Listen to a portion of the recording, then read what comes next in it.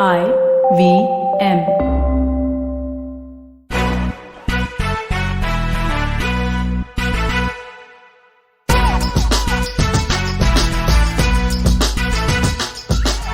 Hello, we're Team Explainer. Welcome to an all-new episode of Press Decode, a weekly podcast where we take Explainer's mission to declutter the news one step further. Check out our newsletter for more stories and follow us at ExplainerIn to keep up with all the fun things we plan for our Explainer fam. So sit back, relax, and don't let the news give you the blues. I'm Sara, your host for the day, and I've got Vagda with me to once again ensure we're not all grumps. I think we really need more people. It's all on Vagda. Anyway, as always, we have 3 segments for you. In our big story, we're talking about Russia's invasion of Ukraine. In our Food for Thought segment, we're taking a look at the buzziest phrase in business, the creator economy. And then in our final segment, we will be roasting and toasting our fave and least fave items from the week. All right, let's begin with our big story. Last Thursday, which was exactly a week ago, in a televised speech at around 5:55 Moscow time, which is 8:25 a.m. India time, Vagda thinks this is unnecessarily dramatic detail, but it is a war. So I think it's only valid to know when the doom began. President Vladimir Putin announced a military operation in Ukraine's East Donbass region and vowed to demilitarize and denazify the country.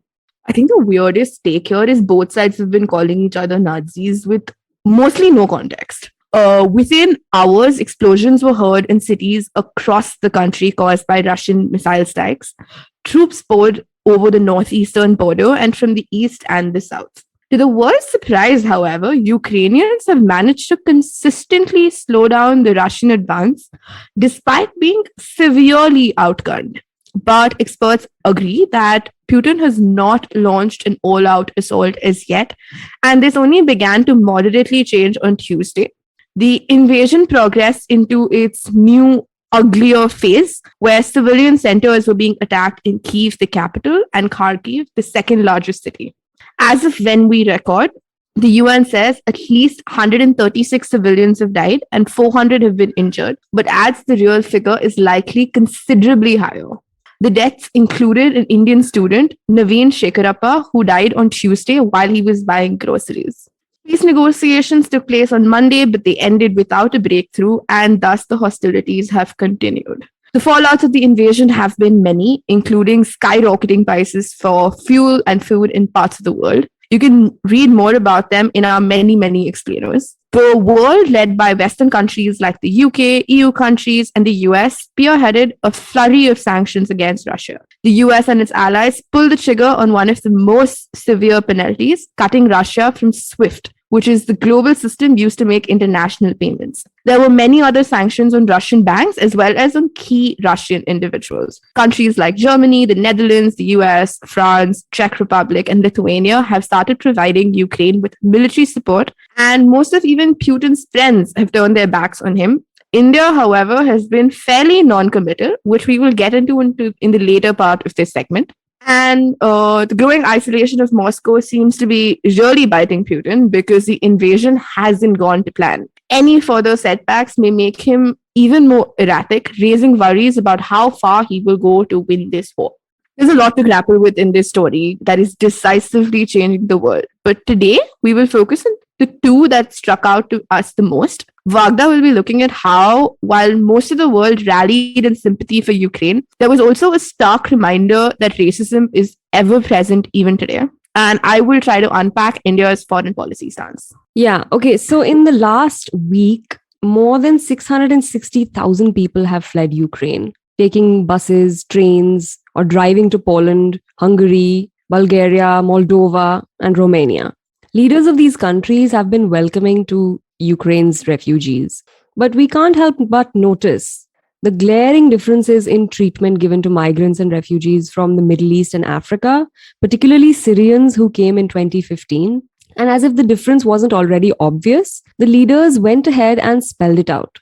Earlier this week, the Bulgarian Prime Minister said, "These are not refugees we are used to. These people are Europeans. These people are intelligent. They are educated people. This is not the refugee we have been used to. People we were not sure about their identity, people with unclear pasts, who could have been even terrorists." End quote. Wow. In December 2021, while addressing migrants and refugees from the Middle East and Africa, Hungarian Prime Minister Viktor Orban said, and I quote, "We aren't going to let anyone in." And now, in relation to Ukrainian refugees, he literally said, "We're letting everyone in." Of course. But they're not letting everyone in. Or at least, maybe it's happening on the Ukrainian side. Back, South Asian and Mediterranean refugees have shared accounts of being stranded at the borders while trying to make crossings into these countries. White Ukrainians have been prioritized. Ukrainian officials are prioritizing Ukrainians, and people of color are struggling to get onto buses. They're facing hostility at the borders, or they're just being denied any sort of crossing. But you know where this is coming from, right? This is what Ukraine's former chief prosecutor said on air, and I'm quoting, "It's very emotional for me because I see European people with blonde hair and blue eyes being killed every day with Putin's missiles and his helicopters and his rockets." End quote. But that's not all. Even the media treats this war differently. Last Saturday, a CBS's news anchor said, and I'm quoting, "This isn't a place, with all due respect, like Iraq or Afghanistan that has seen conflict raging for decades. This is a relatively civilized, relatively European, I have to choose those words carefully too, city where you wouldn't expect that or hope that it's going to happen." End quote. I'm just wondering, what is this due respect? Where is the respect? And these are the words that are chosen carefully? Good Lord. I want to know what his first thoughts were that he cancelled it out and then came here. But it's also the choice of words that really strikes, right? Now it's a war. Everything else was conflict. Yeah, but that's not all. There's more. Al Jazeera's anchor Peter Dobby said, and I'm quoting again, "These are prosperous middle-class people. These are not people trying to get away from areas in North Africa. They look like any European family that you would live next door to." End quote. Really? Like, because the Middle East and Africa and Asia are just meant to be bombed by the West for made-up reasons like stashing WMDs. And why is it so surprising that this is in Europe? I mean, didn't Yugoslav war happen in like 1990s? And who's going to account for the two world wars, the Holocaust, and so many civil wars in Georgia, Albania, and Greece? Wasn't that Europe? So enraging. And you know what? This is not nearly all the instances of racist news coverage. There is so much racist media coverage that I read that it's shocking and enraging, but also does not surprise me at the same time. It's inexplicable. I think what actually surprised me this time around was leaders of the stature of like a prime minister going on record in the time of crisis and saying this. Like, somehow that still shook me. I'm not surprised by media. I'm not surprised by a politician here, a politician there. But the topmost leaders of the country categorically saying, hey, this is different. But you know what? I expect it to be totally the other. Like, you expect this. You just said you expect this from politicians. I mean, people who are these leaders in these countries are also politicians. What I expect is a better standard from the media because you know better. I mean, you're literally sitting there to question the government. And so people took notice. I mean, according to the West, the uncivilized took notice. The Arab and Middle Eastern Journalists Association, the AMIJA, condemned Western news coverage as Orientalist and racist in that it ascribes more importance to some war victims over others. The AMIJA sums up exactly what is wrong with the war's coverage. And I quote, "This type of commentary reflects the pervasive mentality in Western journalism of normalizing tragedy in parts of the world, such as the Middle East, Africa, South Asia, and Latin America. It dehumanizes and renders their experience with war as somehow normal and expected." End quote. Yeah, there isn't much else to say except this is awful times. But I think the second part, it's like obviously different from where we were, but is moving beyond the internet outrage of like, Modi ji, why are you not criticizing Putin? Modi ji, what are you doing? Or the exact opposite. OMG, like visionary Modi ji, he knows best. The truth is, this government or not, any government, like in India, does have to walk a diplomatic tightrope and delicately balance its ties with Moscow as well as the West. Now, I don't think I need to say this, but I can obviously not be telling the experts what they ought to do and say, but what I can do is unpack the considerations behind our foreign policy decisions. Good or not is not for me to call. So here's everything that's happened until now. On day one, PM Modi spoke to Putin and appealed for an immediate cessation of violence between Russia and the NATO group, and said the conflict can only be resolved through honest and sincere dialogue. This marked a significant shift because for the first time, India had framed the problem not as a regional conflict between Russia and Ukraine, but actually name-checked NATO. But on Sunday, while the Security Council voted to convene an emergency special session of the General Assembly to consider a resolution condemning the invasion, India, along with China and the UAE, abstained from voting. But on this weekend, the PM also spoke to Ukrainian President Zelensky and expressed deep anguish about the loss of life and property, but did not mention Russia or use the I word. Now, to read between the lines, on the day India abstained from voting at the UN, it did explain the abstention by saying it was deeply disturbed, but again did not name check Russia. Then it continued to call for a cessation of violence and also flagged concerns about Indian nationals stuck in Ukraine. Fourth, and I think the most important part, to me at least, it touched upon respect for territorial integrity and sovereignty and the need to honor them. And lastly, advocated for diplomacy as a solution. So there wasn't a direct condemnation, but it may not seem like a lot, but for a country that finds itself stuck between a rock and a hard place, even a veiled condemnation is quite something. India is in a unique position in that it's one of the few countries which has good relationships with both Washington and Moscow. While the West conveniently expects India to take a clearer stand, a former Indian diplomat actually sums up India's position best. India has bad and worse options to pick. One can't tilt both ways at the same time. So for once, I actually empathize. New Delhi shares important defense and diplomatic ties with Moscow, considering it is India's largest arms supplier. Despite our Make in India pivot, 49% of our weapons come from Russia, which is down from the earlier 70%, but it's still like 49% is still a significant amount. Moreover, Russia has also time and again come to the Indian state's side when it comes to matters pertaining to Kashmir. So it's only expected that India sticks to its famed non-alignment strategy and simply promotes dialogue as the solution instead of taking a clear stance and fear antagonizing one side or the other. And moreover, in the interest of keeping its own citizens safe, it's chosen to just keep channels open with everyone instead of sticking to one side, which seems wise to a certain extent. And I think to sum up, Happy Mohan Jacob in The Hindu puts it succinctly. India's position has unmistakably indicated that when it comes to geopolitics, New Delhi will choose interests over principles. Or is it that being a third world country, you're expected not to take a stand anymore? But that's not actually what's happening right now. Right now, a lot of countries have taken a stand. Yeah, they have. Especially this time. But this is the time that we come back to, non-alignment is where we stand. That's where we stand. Yeah. It's very convenient for us. On that note, we come to the end of our first segment. We'll be right back after a short break. You're listening to Press Decode on the IVM Podcasts Network.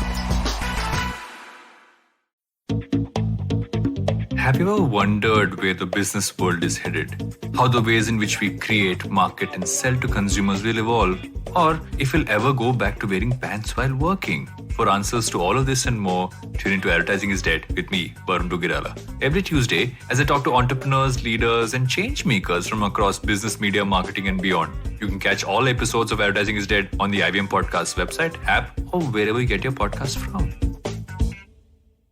Hello and welcome back to Press Decode on the IVM Podcasts Network. We're Team Splainer and make sure you follow us at SplainerIn on Instagram and Twitter to keep up with the Splainer fam. Today's food for thought is dedicated to Sara's unfulfilled love for TikTok. I'm going to come in here. It's not unfulfilled. It was just cut short very rudely by Modi ji. Oh no. Okay. We're talking about creators. No, not the creator.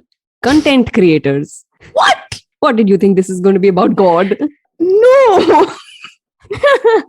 Think YouTubers, bloggers, Instagram influencers, TikTokers, podcasters. Hello there.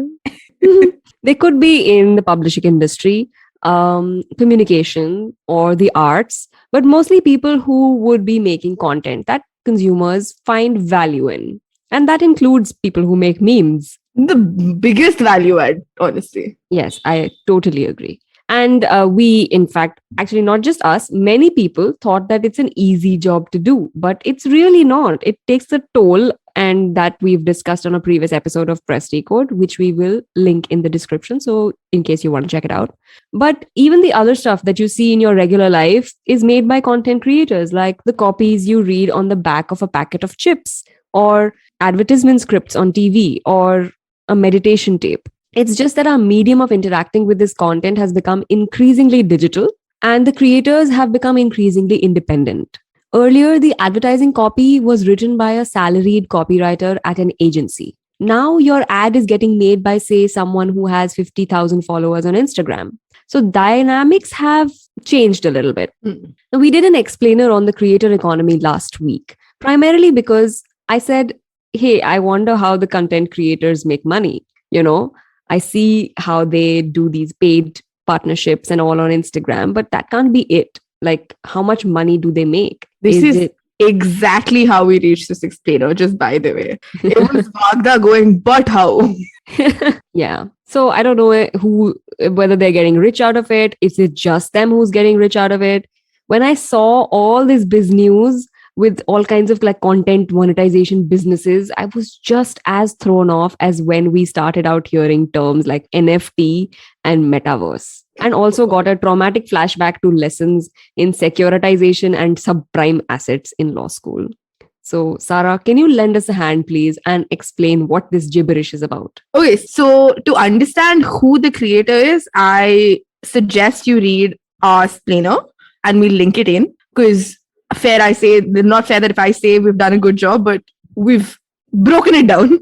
But what I'm going to get into is how the monetization actually happens. Now, in an ideal creator economy, the creator would have a direct relationship with the customer who will pay for their product. For example, tipping someone for their Twitter account or paying to watch someone's video. Today, can I pay somebody for making a meme directly? I think so. I mean, ideally, that would be cool. Yeah. But just with memes, the sheer quantity is so much, no? I know, we consume so much of it freely.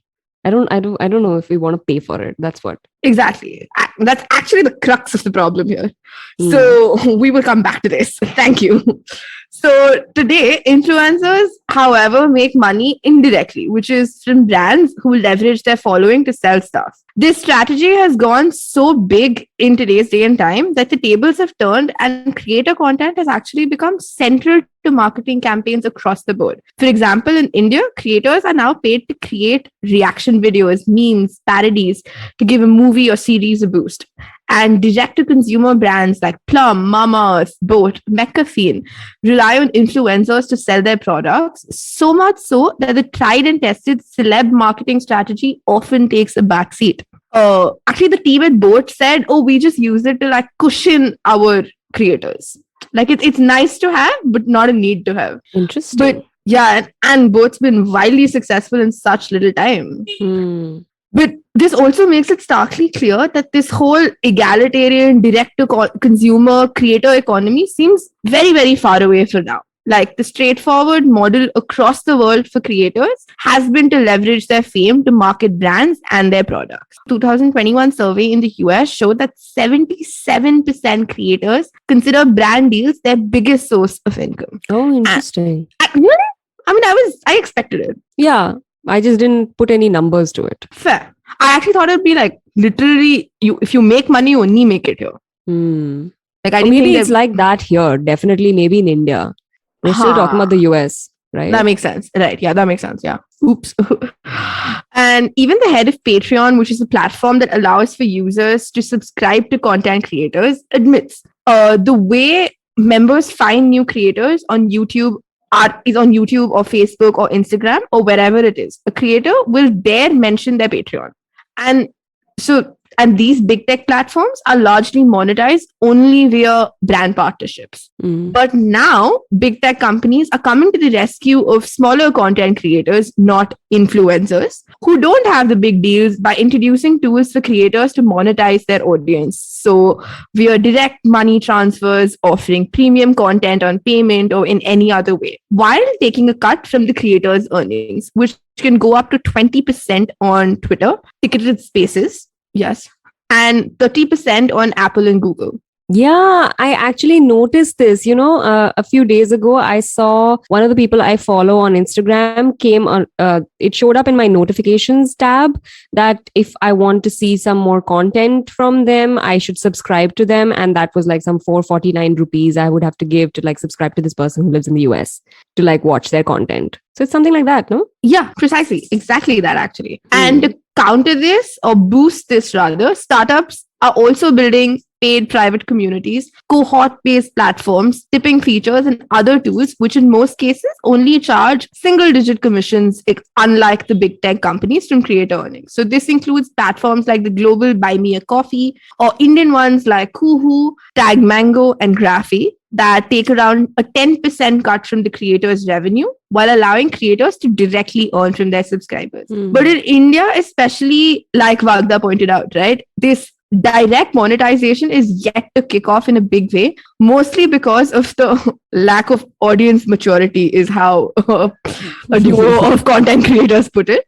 The creator duo Abhiraj and Niyati, the famous Abhi and New duo, generally the attitude is that people want content for free and expect the creator to provide everything for free. Yes. So even Ranveer Alabadia of Beer Biceps fame deems these platforms to be ahead of their times. It's a good idea, all right, but I guess it's just a matter of waiting it out for content to be so indispensable that people are willing to pay up.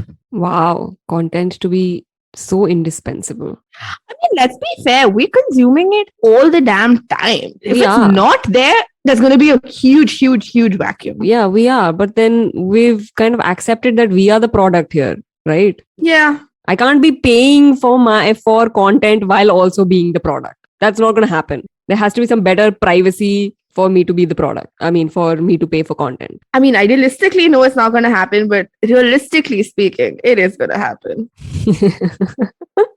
All right. Okay. So I love that new businesses are coming up to try, and help people stay independent and thrive, just regular people making money. Love that.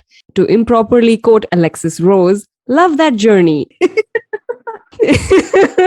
Nicely done. Very nicely done. But let's take our rose-tinted glasses off. Oh, you're on a right.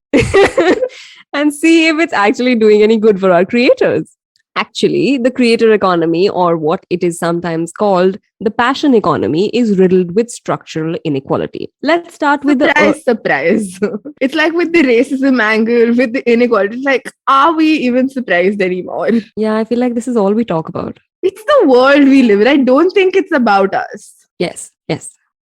Okay. So yeah, we are at the urban-rural divide, looking at these TikTok-like apps like Moj and ShareChat, which came about and like became a big deal after TikTok was banned. Sara, did you get on any of these, by the way? Unfortunately, no. Maybe you should look them up.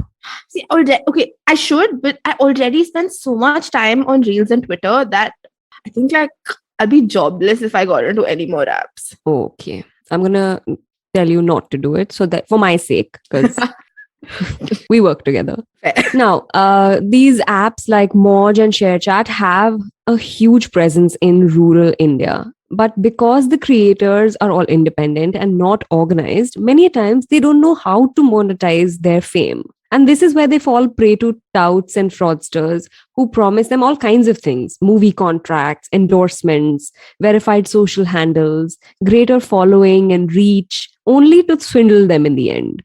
And in some instances, they've even been locked out of their own handles. Oh, no. Yeah. Plus, their content is in regional languages, but the content monetization businesses are still very much in English. So they battle identity theft, fake agencies, and all these touts and frauds and stuff that take advantage of the fact that they are first-time mobile users and they are not comfortable with English. Mint, for example, points out that there's one content creator Shivani Kumari, who has 740,000 subscribers on YouTube and over 1.8 million followers on Instagram, which is more than Veer Das, Dolly Singh, Malika Dua, and Shrishti Dikshit. But she still doesn't know how to capitalize on her content and doesn't have a verified handle. And all these imposter accounts are eating away from her follower pie. Some of these imposter accounts have 100,000 followers and even claim to do paid promotions for brands. So that's something. But now let's come to what happens when you learn how to monetize your content. On these short video platforms, there's a huge disparity between what brands offer to pay creators and what creators actually receive. There are many agencies and contractors who are paid to find new content creators for these short video platforms, but there are no rules as to what the payment structure is. So, which means that very little ends up going to the creators. Influencer marketing agencies that represent creators make off with 80% of the revenue that is paid to the creator. 80%? Yeah, there's no rule, na. There's no rule. And if you've had a look at any kind of unorganized sector contracts, this is what they are like. What do you do if you don't know English? You don't know how to deal with these touts. Wow. And that's not all. Within creators themselves, there's huge disparity. Top 1% of streamers earn more than half of all revenue on the gaming platform Twitch. The same holds true for podcast creators. And top 10 publications on Substack collectively make more than $20 million a year, while less popular newsletters typically make only tens of thousands annually. So it's pretty unequal. Yeah. You know, there's this venture capitalist Lee Jin who made a targeted investment fund for creators. She's also the one who coined the term, by the way, passion economy. She noted that there is a missing creator middle class. She said that the current creator landscape more closely resembles an economy in which wealth is concentrated at the top. It sounds like just another Oxfam report to me, you know. Yes. And it's not new either, you know. As Axios notes, it mirrors all of the previous waves of digital media economies built before it via social media, blogging, and websites. New platforms have long offered hope of empowering smaller voices, only to see the top creators reap the most benefits. That is not a great note to end on, but on that note, we come to the end of this segment. We will be right back after a short break. You're listening to Press Decode on the IVM Podcast Network.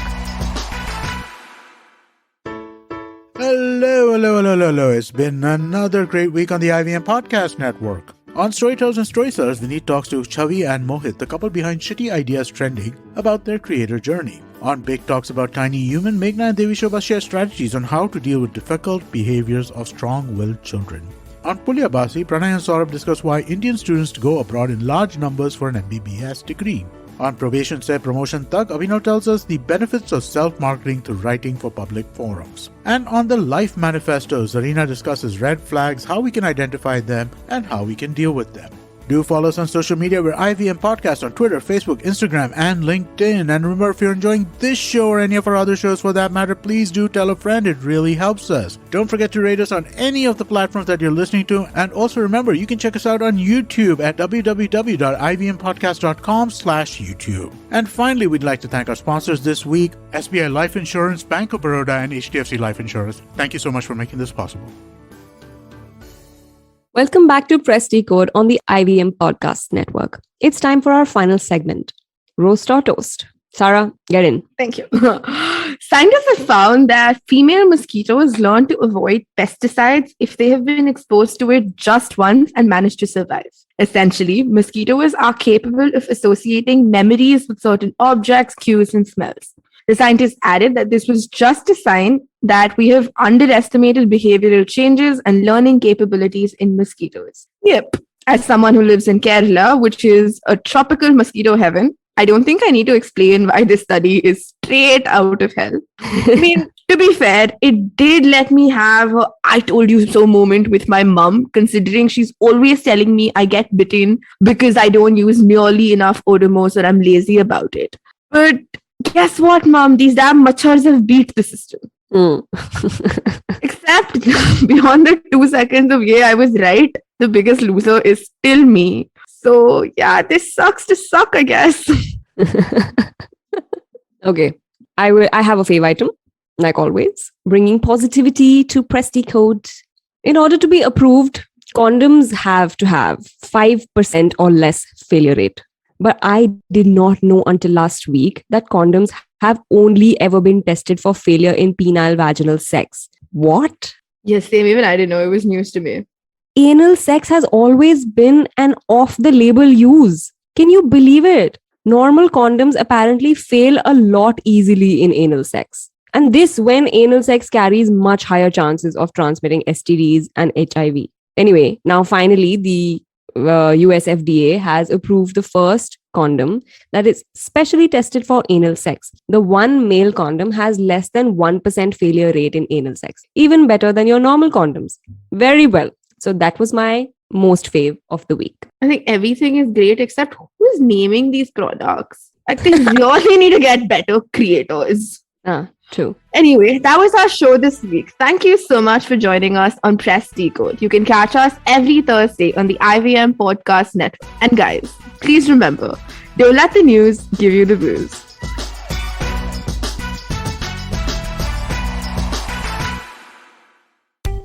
Are you looking for finance products and services that can enhance your personal finance experience? Are you looking for a space to talk about your financial product or service? And are you looking for a crisp talk show where the conversation is all about money? Well, your search ends here. Hi, my name is Anupam Gupta and I'm host of the Paisa Paisa podcast, and I invite you for the conversation about your personal finance on each Monday on the IVM Podcast app or the website or on any podcast streaming platforms. See you folks. Love fighting? We've got you covered. Check out our show, The Fighting Goat, where we, the voices of the internet, Arjun Chipalkatti and Somesh Kamra, bring to you crazy weekly action on your favorite combat show, The Fighting Goat. Be it commentary, breakdown, predictions, analysis of styles and techniques. And of course, your round of favorite fighters. You can listen to us every Thursday on the IVM Podcast app, website, and all major podcast streaming platforms.